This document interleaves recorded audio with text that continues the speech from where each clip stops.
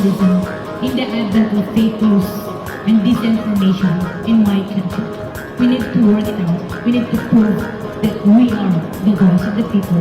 We are the media. We are the facilitators. Ania na ang mga balita nga nahagpat sa Newsline Philippines Information Center. Ug ning tungura atong makauban ang atong Misamis Occidental News Bureau Chief Neptali Batuleño. Og North Cotabato News Bureau Chief Maricel Butardo. Ako si Paul Palacio. Tutok na!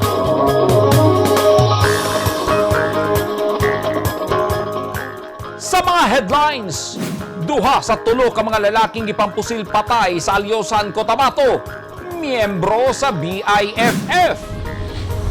Permanent shelter alang sa mga internally displaced persons sa Marawi na turn over na.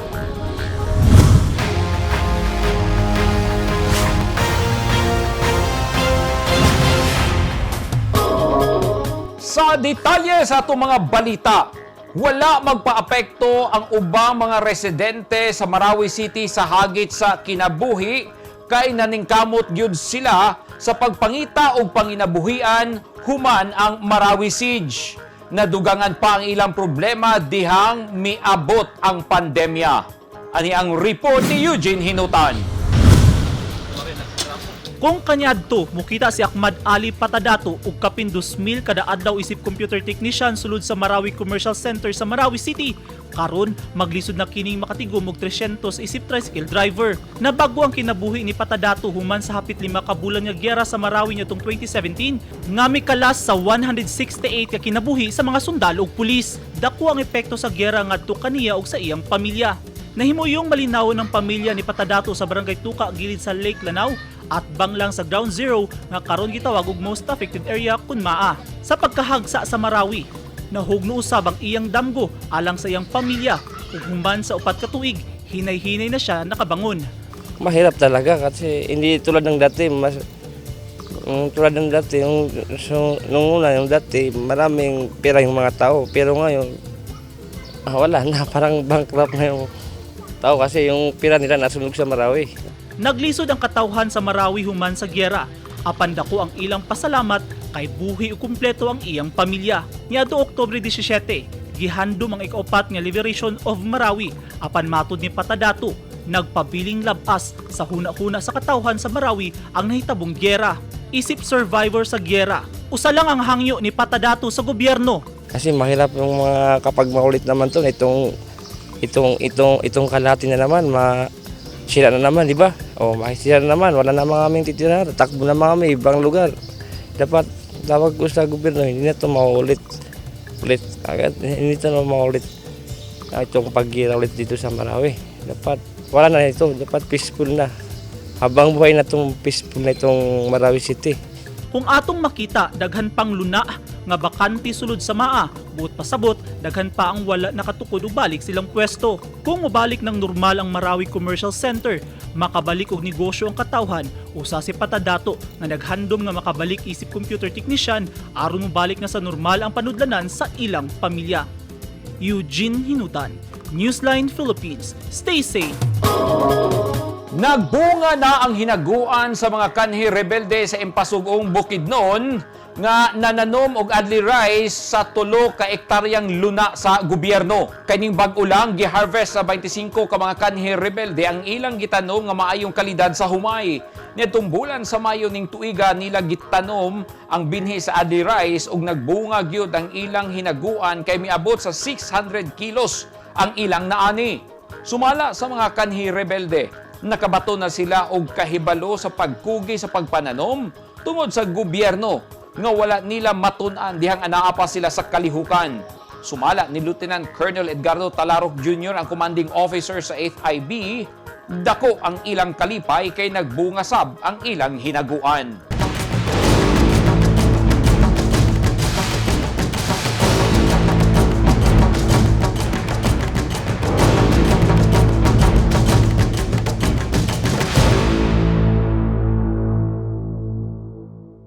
This portion is brought to you by Toyota.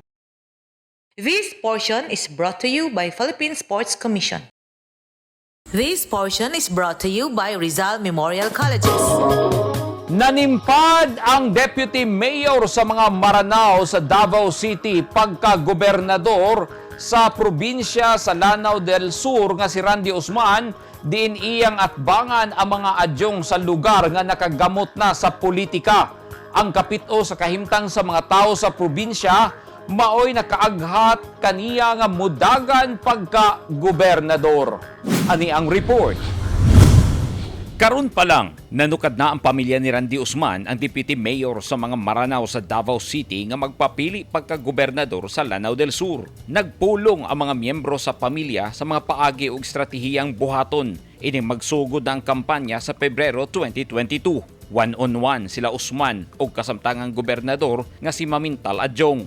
Nakita man gud nako nga ang Lanao del Sur katong pag-ilik ni presidente ay tanan nga mga probinsya sa tibuok Pilipinas ay na-upgrade ang ilang probinsya. Karon ang nagpabilin nga pobre gyapon nga probinsya ang Lanao del Sur mo to nga nahawag ko sa katawhan nga kinahanglan na ay pagbabago sa Lanao del Sur. Kalisod sa sitwasyon sa mga tao sa probinsya, kakulang sa development ug pag-agni og investor ang buot tutukan ni Usman. Ang programa niya, build, road widening, mga bypass road, nakita na to dito sa Manila. Tanan nga mga probinsya diri sa tibuok Pilipinas ay naay pagbabago. Mao ni nga kini ang Lanao del Sur ang nagpabilin nga pobre gyapon nga probinsya sa tibuok Pilipinas. Ang serbisyo nato sa Davao City pinaagi sa Deputy Mayors, no, nga siya may mayor sa mga Maranao sa Davao City, matud sa atong governor, no, nga iyang himuon diri sa Lanao, diri sa probinsya nga mapadayon ang programa sa atong halangdong presidente, no, mapadayon niya, ma-expand niya diri sa Lanao del Sur. Tungod nakitaan nato nga ang Lanao del Sur is behind tatanan sa mga development. Nakagamot na ang mga adyong sa Lanao del Sur sa natad sa politika. Ang probinsya adunay 39 ka mga munisipalidad ug usa ka syudad nga mao ang Marawi. Buot lamang ni Usman ang patas nga paagi sa pagpangampanya ug sa adlaw sa Mayo 9, 2022 nga mao ang adlaw sa piniliay nga walay mahitabong kagubot ug pagpanghadlok. At tangi! Mga kanhi rebelde nga nananom og taas nga kalidad sa humay, naka-harvest na!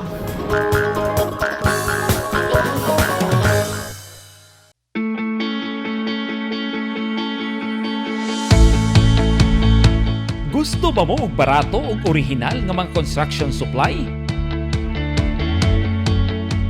Sa kadaghan sa imong pilian, all-in-one ang imong pagpamalit. Tara na sa 3M1 ug T-Square Lumber and Construction Supply na himutang sa daang Hardika, Lanao ug Dayo Street, Kidapawan City. Parami ng parami ang mga nagiging bagong Lotto Millionaires. Dalawa rito ay multi-million jackpot prizes. Ang 246.08 million pesos sa Ultra Lotto 658 at ang 298.77 million pesos sa Grand Lotto 655. Ang bawat pagtangkilik sa larong may puso ay susi sa pangarap at pagtulong sa kapwa. Thank you with all our hearts. Malay mo, baka ikaw na ang dapuan ng swerte.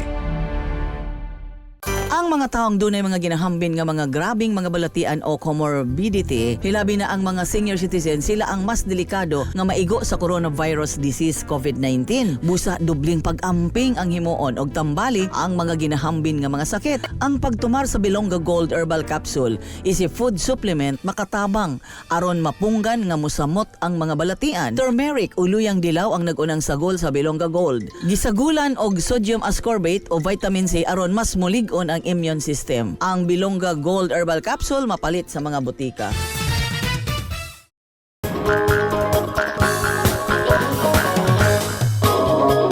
Mapuy-an na gyud sa hingpit sa mga internally displaced person sa Marawi City ang permanent shelter nga gihatag sa gobyerno.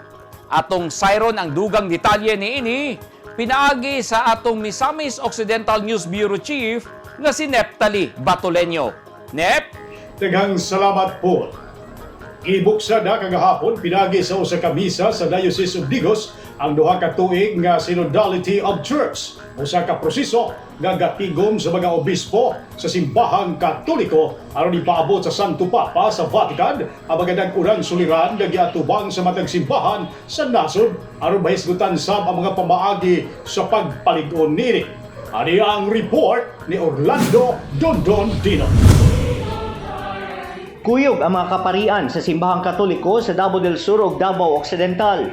Gipanguluhan ni Bishop Guillermo Afable sa Diocese of Digos ang misa kagahapon Oktubre 17. Timailhan kini sa pagsugod sa duha ka tuig nga panagtigom sa mga obispo nga gitawag nga Synodal of Church, usa ka hiniusang panaw sa simbahang Katoliko nga buot mahitabo sa Santo Papa dito sa Vatican kauban ang tanang sektor sa katilingban.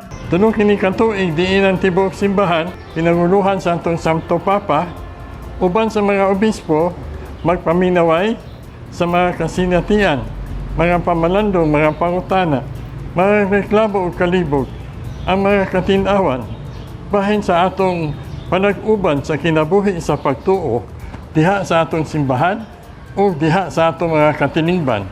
Ang 3,171 ka mga simbahan sa tibuok kalibutan mo partisipar sa sinodo kung asa tubagon sa matag usa ka partisipante sama sa mga laiko, reliyoso, mga pare, labi pa mga gagmayng Kristohanong katilingban kun JKK, mga parokya o mga reliyosong tulunghaan ang usa ka questionnaire gikan sa Vatican. Usa sab unya kini sa imong basihan sa Santo Papa pagsuta kung gatuman ba ang matag lumilihok sa misyon sa simbahan nga ilang gipresenta. Ecclesial communities. Di na ang atong mga lumad nga mga igsoon, mga blaan, mga manubo, kaulo o bagubo. Tungod kay ang simbahan, nagkapanaw man uban sa laing mga katawhan nga sakop sa laing Kristohanong simbahan, mga lain o tinuuhan, o kanila nga mga walay tinuuhan. Maapil usab sila niining pag-inistoryahanay. Busa, gidasig sa simbahan ang mga nagkadayang tribo nga makikhiusa sa aktibidad bisan unsa pa man ang ilang tinuuan. Tungod niini, misanong ang 21 anyos nga si Benjak Janga sakop sa tribong Blaan sa lungsod sa Kiblawan, Davao del Sur o Nerlisa Kitua nga sakop sa tribong Bagubo sa Santa Cruz, Davao del Sur. Nindot siya ka na gidasig ang uban ba nga modern sa sinog. Sa akong usap ko na si Sinog misa para sa katawhan sa Mensahe sa Diocese of Digos ngadto sa mga dibutong Katoliko nga pinaagi sa sinodo sa simbahan, mapahimutang ug mahatagan og importansya ang pagsaulog sa misteryosong gahom sa Dios. Nga tungod sa iya presensya, milahutay ang simbahan sukad pa sa panahon ni Jesus. Orlando Dondon Dino, Newsline Philippines, Province of Davao del Sur. Stay safe. Dahingpit na gayon ang gilaumang balay sa mga internally displaced persons sa Marawi City uban sa gira niadtong Mayo tuig 2017 kay nahatag na gayon kanila ang pabalay sa gobyerno o dili na sila mag-agwanta sa temporaryong Pinoy-anan. Ani ang report ni Eugene Hinutan. Human sa 4 ka tuig nga pagpuyo sa nagkadayang temporary shelters, nahatag na niadtong Sabado sa 250 ka mga internally displaced persons nga nawadan og balay atol sa Marawi Siege ang ilang permanenteng Pinoy-anan. Mismong si Presidente Rodrigo Duterte ang may turnover sa Certificates of Awards sa mga malipayon nga residente. Ang mga balay nga gipang-apod-apod niadtong Sabado gilangkuban sa 100 ka units nga ginama sa National Housing Authority ug 150 ginama sa UN Habitat. Ang pondo nga gigamit sa NHA gikan sa opisina ni Presidente Duterte samtang ang UN Habitat gikan sa pondo sa Japanese government. The continued hard work of Task Force Bangon Marawi to accomplish the programs, projects, and activities under the Bangon Marawi Comprehensive Rehabilitation and Recovery Program is truly commendable. By rebuilding the lives of the displaced, yun ang pinaka-importante. Families, restoring damaged properties, and revitalizing disrupted socio-economic activities. You have stayed true to your commitment as agents of progress and catalysts for real change. Ang mga giyatagan og balay maulang ang mga residente nga nanag-iya og balay kini base sa listahan sa lokal nga panggamhanan sa Marawi ug na-validate sa City Social Services Office. Ang mga nagrenta gihatagan usab og kwarta nga tag 35,000 kada pamilya. Subling misaad ang presidente nga paningkamutan sa iyang administrasyon nga ilang mahatag ang iyang gisaad alang sa mga apektadong residente sa Marawi City. Let me take this opportunity to reassure the people of Marawi that the government is doing its best to expedite the completion of rehabilitation projects at the soonest possible time. We in government are strongly committed to bring back the city's glory, and we will continue to foster cooperation among concerned stakeholders so that Marawi will be able to build back better and stronger. Subay sa plano nga nasabutan kuyog ang mga residente ug sa gobyerno, dili pabutangan og balay ang mga luna nga anaa sa 3 to 6 meter easement sa Lake Lanao, sa river banks ug anaa sud sa reclamation area kun asa gahimog proyektong infrastruktura ang gobyerno. Gilauman nga dugang 910 ka mga permanent shelters sa 5 ka resettlement sites ang mahuman sa UN agency aron mahatag kini sa mga benepisyaryo nga naghinam-hinam nang makapuyo sa ilang permanenteng balay. Eugene Hinutan, Newsline Philippines. Stay safe. Daghan ang nagtuo nga malangan pa ang pag-turnover sa condo unit sa Barangay Lamaan, Usamis City uban ginaputos kini sa daghang kontrobersiya. Apad na pahibos na kini karon sa mga benepisyaryo. Ania ang report. Higpit na ginapahibuslan sa mga benepisyaryo ang kontrobersyal nga condo unit sa Purok-Sais, Lamaan, Usamis City. Kinihuman nga ma-turnover na ngadto kanilang maong condo unit. Nasayran nga 42 ka mga condo units ang na-turnover ngadto sa maong mga benepisyaryo. Ang maong condo units gitawag og Village of Hope nga proyekto sa national government pinagi sa Department of Public Works and Highways, pinagi usab ni Misamis Occidental 2nd District Representative Henry Waminal ug sa local government unit sa Usamis. Sa Facebook post ni Usamis City Mayor Sancho Fernando Ando Waminal, gipadayag niini nga ang matag benepisyaryo nakadawat og tag 20,000 ka pesos isi financial assistance nga kabahin usab silang gisaad nga livelihood assistance. Pasabot sa mayor nga kini mo'y katumanan nga makabaton og maayong pamuyo ang Usamisnon. Gawa sa Village of Hope sa Barangay Lamaan, na turnover na usab ang 36 ka single detached nga mga balay nga sakop sa Malaubang Urban Poor Community. Diin ang maong proyekto mao'y gipaabot sa katawhan sa maong dapit sulod na sa 30 ka tuig ug nahatagan og katumanan karong panahona. Gihatagan usab og tag 20,000 ka pesos ang mga benepisyaryo isip kabahin sa financial assistance sa pagsugod sa ilang pagpuyo sa bag-ong disenteng panimalay. Nasayran nga doon na pa'y 190 ka mga urban poor families ang nagpaabot nga matukuran usab sa maong mga balay din gisaad ni Mayor Waminal nga ipadayon ang maong proyekto. Kahinumduman nga nahimong kontrobersyal ang maong proyekto, human nga doon ay pipila nga may question nini diin gidala pa kini sa hawanan sa Kongreso. Apan saysay ni Congressman Waminal nga walay balaod nga nalapas sa mga proyekto ug tinguha lang nila nga mahatagan og maayo ug disenteng pamuyo ang katawhan sa Misamis. Mao kadto ang naglangkob sa duha mga balita nga nakalap gikan dinhi sa Misamis Occidental. Balik kanimo po. Salamat kayo, Neptali Batolenyo. Ug ni higayon na sayro nato ang detalye diin duha sa tulo ka mga lalaking gipampusil patay sa lungsod sa Alyosan, Cotabato na kumpirma sa mga otoridad nga miyembro sa BIFF. Ang report niini pinaagi kang Maricel Botardo, ang atong News Bureau Chief sa North Cotabato. Sel? Daghang salamat, Paul. Giila na sa kapulisan sa Alyosan, North Cotabato nga kanhi miyembro sa teroristang grupo nga Bangsamoro Islamic Freedom Fighters ang duha sa tulo ka mga lalaki nga gituuhang biktima sa pagpang-salvage sa lungsod ni adtong weekend. Aniya ang report ni Lizelle Banga. Posibleng balos sa grupong Bangsamoro Islamic Freedom Fighters kon BIFF ang hinungdan sa pagpusil patay sa tulo ka mga lalaki adlong Sabado, Oktubre 16 sa Barangay Duwaling, Alyosan North, Cotabato. Ang mga biktima giilang sila Darwin Sabes, residente sa Barangay Poblasyon 1, Midsayap, Mamukan Salangao, 31 anyos, ug iyang igsuon nga si Romano Salangao, 27 anyos, pulos mga residente sa Barangay Poblasyon 3 sa samang lungsod. Sumala sa investigasyon sa Alyosan Municipal Police Station, kanhi miyembro sa BIFF ang mag-igsuong Salangao. Kinsa igsuon sab sa duha ka kanhi miyembro sa teroristang grupo nga una nang nibalik sa sabakan sa gobyerno o gipresenta sa kapulisan ni aging bulan. Yung kapatid nila, yung ano nila, surrenderer na. Tapos itong dalawa, at least mag-surrender pero hindi pa na-facilitate. Siyempre, member sila ng BIFF.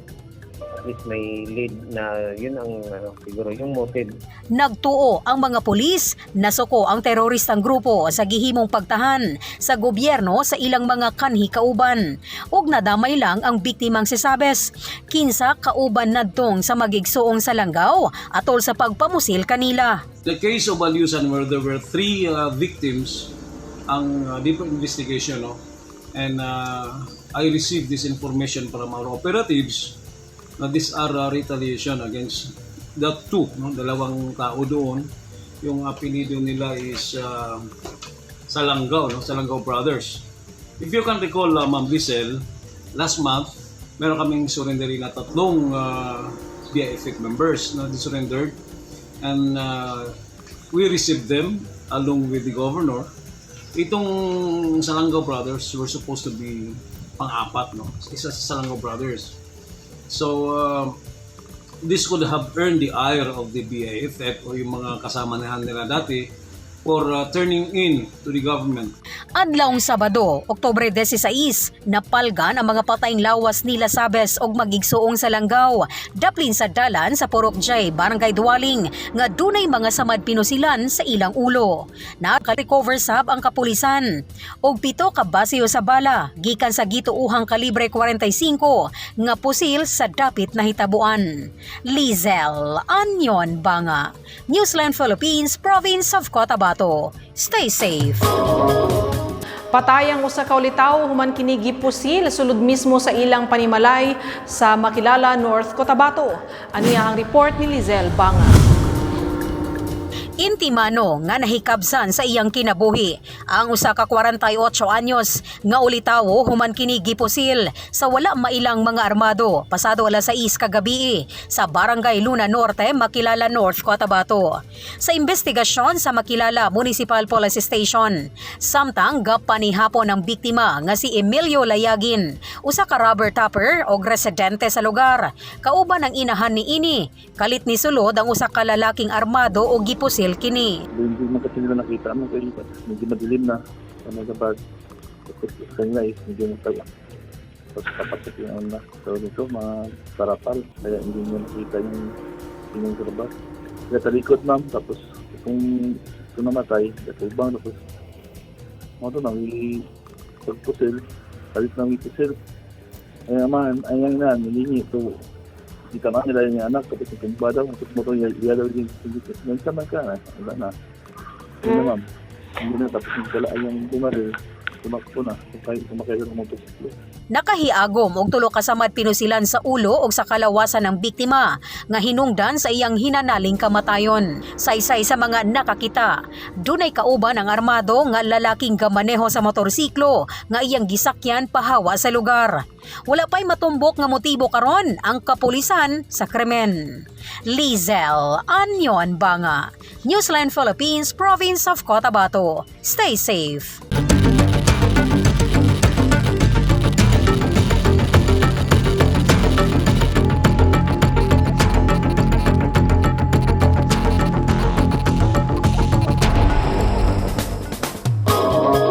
Nahatagan na og klase-klaseng bakuna ang kapinupat kagatos ka mga individual sa usa ka barangay sa Kabakan North, Cotabato.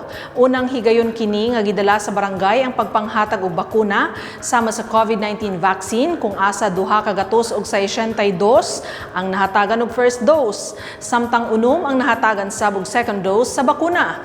Gawas sa bakuna kontra COVID-19, nahatagan sab og libreng bakuna kontra hepatitis B, pentavalent, oral poliovirus vaccines kon OPV, inactivated polio vaccine kon IPV, pneumococcal conjugate vaccine kon PCV, ug MMR kon mumps, measles, rubella. Ug human papilloma virus nga bakuna ang usa ka gatos og 78 ka mga bata. Gipahigayon ang pagpangbakuna sulod sa simbahan sa Methodist sa Barangay Osias. Ug mao kadtong naglangkob sa mga balita gikan dinhi sa North Cotabato. Balik kanimo, Paul. Daghan kayong salamat, Maricel Butardo, atong News Bureau Chief sa North Cotabato.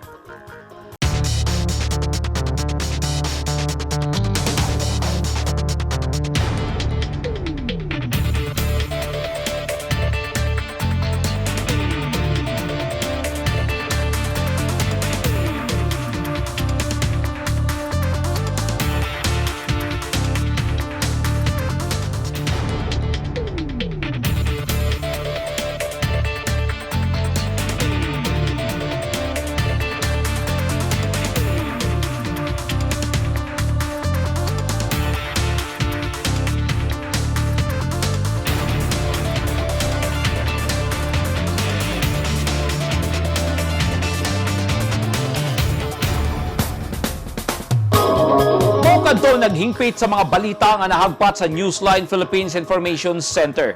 Alang sa dugang balita, bisitaha ang website nga www.newsline.ph, sa Facebook page, Instagram, newsline.ph, ug sa Twitter, newsline.ph. Kung adun na mo yung mga balita o impormasyon sa iyong tagsa-tagsa ka mga lugar sama sa sunog ug baha, mamahimo ka na inyong i-share pinagi sa Newsline Messenger. Makita o sabi ninyo sa Channel 50 sa Sky Cable sa Davao o General Santos City, o Channel 49 sa NCTV and Cable TV sa North Cotabato. 68 days na lang, Pasko na! Ako si Paul Palacio. Daghang salamat and stay safe!